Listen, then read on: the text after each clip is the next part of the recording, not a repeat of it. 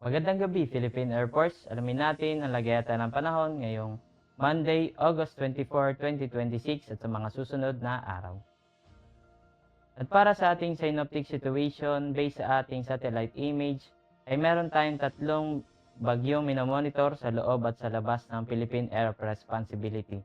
Una rito ay si Typhoon Obet na may international name na Saudel. Ito ay huling namataan sa layong 1,350 km east-northeast of extreme northern Luzon na may lakas na hangin na 165 km per hour mula sa gitna at pagbugso na 205 km per hour. Ito ay kumikilos pa west-northwestward at 30 km per hour. At meron din tayong tropical storm named Atsani sa labas ng Philippine Air Responsibility. Ito ay huling namataan sa layong 1,765 km east of Central Luzon na may lakas na hangin na 65 km per hour mula sa gitna at pagbugso na 80 km per hour.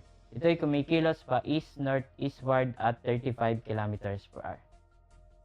At meron din tayong tropical depression named Gainari sa labas ng Philippine Air Responsibility. Ito ay huling namataan sa layong 505 km north-northwest of Itbayat, Batanes na may lakas na hangin na 45 km per hour mula sa gitna at pagbugso na 55 km per hour.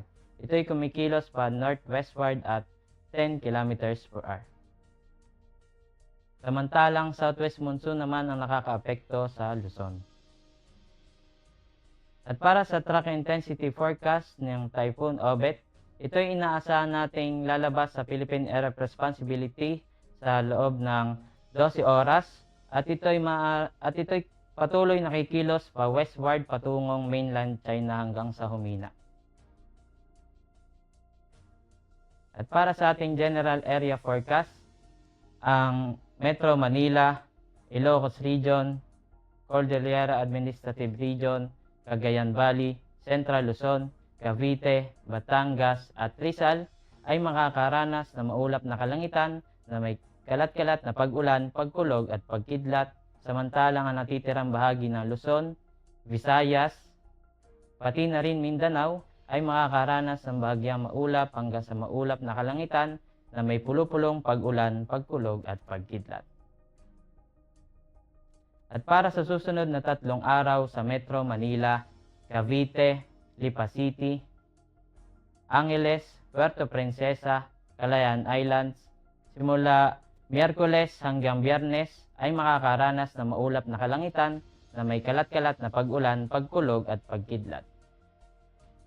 Samantalang sa Mactan, Zamboanga at Davao, simula Miyerkules hanggang Biyernes ay makakaranas ng bahagyang maulap hanggang sa maulap na kalangitan na may pulupulong pag-ulan, pagkulog at pagkidlat. Ang haring araw ay lulubog mamayang 6:14 p.m. at sisikat bukas ng 5:43 a.m. At para sa ating moon illumination, meron tayong 87%. At para manatiling updated sa lagay-at-taya ng panahon, ugaling i-follow lamang ang Air Force Weather Center sa aming mga social media accounts.